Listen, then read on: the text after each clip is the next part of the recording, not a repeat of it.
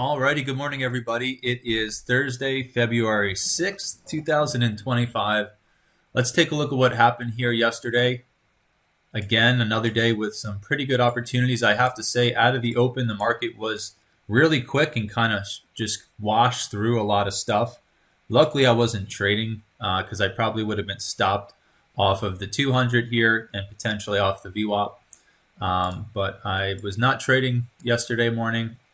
So like I said, a little wonky out of the open, and then after that, some nice textbook price action the rest of the day. Not too surprising, right? The open can be a little bit wonky. So let's look at what happened here. We pulled back and bounced a tick in front of the first roadmap level, and really, we bounced right off that previous resistance, right, to the tick. We came up in the pre-market, pulled back off the major roadmap level there, right? Went through it by one tick, pulled back, held the 200, and then as we launched out and pulled back as the market opened, they came right back to it, and there was a good long opportunity right there, right? So that was probably the best thing you could have done right out of the open. And then from there, we get the pullback. Again, the next trade opportunity really would have been right around off the VWAP there, but they just went right through it by 3 points. So unless you had a 5-point stop in place, you did not capture that nice bounce. So it went through the VWAP, but came right back and went just about 10 points above it, or more than 10 points. So is what it is. That is trading. Not always going to be perfect. So then it washes out. You see, they come right back to the high of the morning and then washes it right out. And this really was probably the best trade opportunity of the day. If you were to weigh all of them, this would be the best one, right? It's a textbook pullback into the holy orange power level with a bullish divergence on the peak below. So that right there, if you landed that trade, I believe that was it. You would have got the entire push the whole day. And this is not just a one outlier. We see the market pull back into Hopel and then get a major rotation off of it pretty often, right? I'm not saying every day, not saying every time it's tested, but more often, or I should say pretty often, we see that very scenario play out where we come right into it after we've moved away by 10, 20, 30 points, right back to it. You get the bullish divergence, and then that was it. The rest of the day, the market pushed to new highs, and you would have been up. Again, how much risk did you take? Maybe 1 point, and the market pushed 50, 60, 70 points higher. So pretty good. That's why I say that's probably the best thing you could have done yesterday, was to throw your entry in off the Hopel and capture the whole push.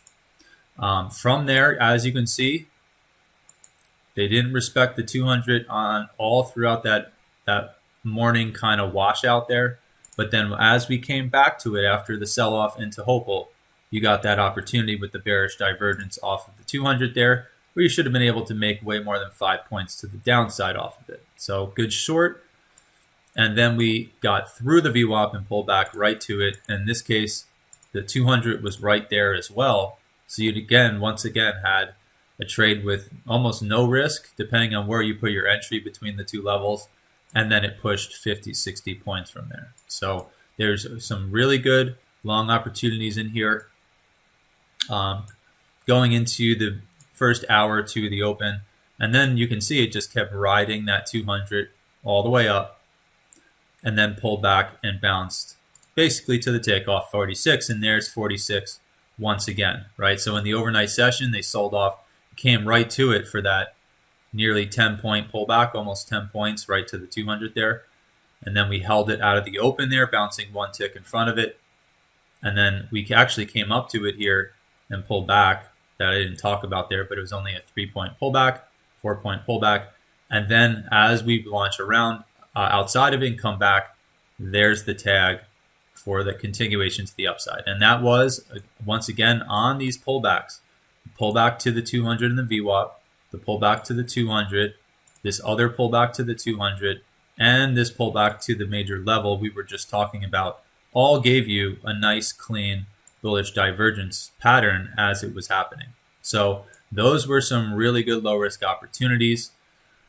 And then it kept going, right? So we got the continued push. And we did talk about in the pre-market last night, or yesterday, that we did have all the clues for the market to try and push higher, just like we had clues going into the previous day's morning, coming out of the open, expecting the bulls to try and push, given the signals we got from the overnight lows. So yesterday was the same thing, and if you were in the pre-market, we said this morning looks almost identical to yesterday. And because of that, we have some good bullish signals from the lows. That could mean the next push higher. And sure enough, that's what we got, right? So as we carry along here and watch this bullish rally continue, you can see how many times did they come back to the 200 for you to try to get an entry with nearly no risk for the continuation of these bounces. Now, in this case, to be fair, if I did buy the 200 here, it did come back to my entry twice. And so I don't know if I would have held on for, because this gave me my 5 pointers and then came back. So I probably would have gotten out of the trade, to be completely honest with you. But had you have held on, again, the amount of risk you took from that entry is literally less than a point when it came back. And then that kept going for, again, another 20, 30, 40 points to the upside. You know, if you missed out on all the longs that we just talked about earlier in the morning. So great holds off the 200 again. We come right to the next roadmap level, to the tick for the pullback, only to bounce off the 200, and that's that. That's another one right there with a bullish divergence. And then you can see a little bit of trouble at this roadmap level at 78.75. So we test it to the tick and pull back. We peek through it and pull back, and then even kind of bounce into it multiple times and reject right off of it, and then get above it and then bounce to try to hold above. And you can see a lot of play here back and forth between that 200 and then finally the rip to the high of the day. And as you can see, they kept pushing and pushing. Your target to the upside, if you were long over here, again, was about a point or two in front of 60.89, the major roadmap level. You would have gotten filled basically at the swing high of the day, right? So they did kind of peek through in that last couple minutes and then kind of parry around that 89 area. That brings us here into the overnight session now, where the bulls have continued to push. And if you take a look at some of the details here, as the market was continuing to push last night, you did get that pullback right into the close, the VWAP, and the FMA, all in a tight little cluster there for the bounce. So you did have an opportunity there, and then it pushed, let's see, from VWAP. Again, maybe a 2-point push through VWAP got you up another 10 points or a little more than that in the overnight session. So good plays there, and really, this was the nice bullish divergence, the final tag of VWAP and the fast moving average, where you got this really clear bullish divergence as they were testing into the VWAP, where you could have gotten in with no risk and then got yourself that 12, 13 point, 14 point push right to the back end of the next roadmap level, which is the overnight high now, right? So some good opportunities in there. Now this here as well, in my opinion, last night would have been a great spot to try a long, because we had broken out to new highs for the overnight. They pulled back to VWAP and that roadmap level that was resistance through the overnight session, and we had this glaring divergence. So here's an example of a setup I would have loved to have taken. Of course, this was, for me, 3 in the morning, so I was fast asleep, but that would have been a great trade opportunity, and they just flushed right on through by, let's see here, it might not even be much, 94.75, 92.5. So 2.25 points through. If you had your 2.5 point stop, you shouldn't have been stopped. And then you got the push right to that next roadmap level, the high of the overnight session. So that to me would have been a great trade. If you did put your entry just a little bit below the level, expecting it to maybe cut through, you probably would have been really safe in that and then got the push, right? So that's the high of the overnight session. Now I do want to talk about this level because 61.05 half has been very important for the last month and a half. So let's go up to the higher time frames and take a look at this, because I do think it is mighty interesting that we are once again rejecting off 61.05 half. So where are we looking at here? We're looking at this area in the chart right here. You can see this is the overnight high that we just made in the last couple hours. If you zoom on back and look at this 05 half, how many times, let's go ahead and just make it real clear here, How many times did we come to 05 half and reject off it? Once. And this is zoomed out on a 60-minute. Once, twice, 3 times, 4 times, and then the breakout to the new levels, right? Before that, if we go all the way back to January 22nd, 23rd, we sell off in the overnight session, come right to 05 half to the tick, and bounce to the high of last week, right?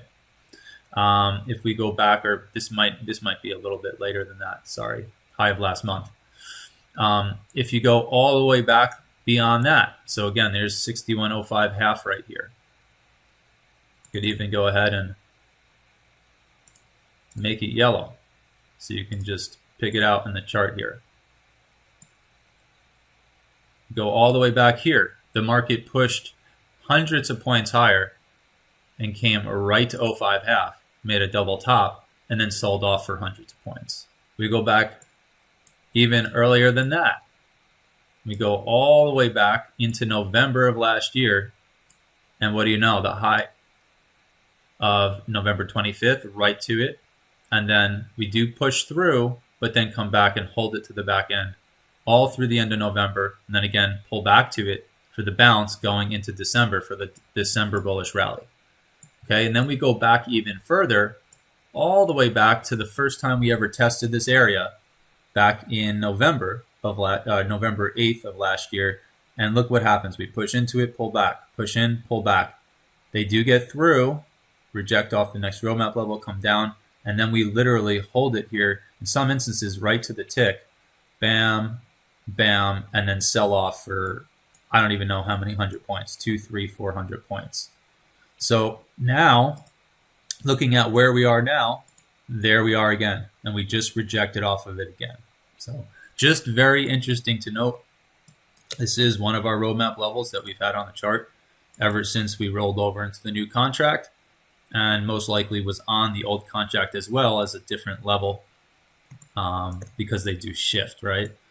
So another kind of interesting thing to note is we had our fib leg here beginning of this week, the bullish push, the 61.8 retracement almost to the tick, and now we've launched out, and that 05 half level is also the 27 extension of the current price leg that we're in, or fib leg. So there's just a whole lot lining up right there at 05 half. This is going to be kind of the important level this morning to see those bulls recover back above to come up and retest the high of last week. If they can't do that, or we do get one of these peak aboves to fail back down, it's a clue that we've just kind of pushed into another lower high and a series of lower highs ever since the highs of January. Okay.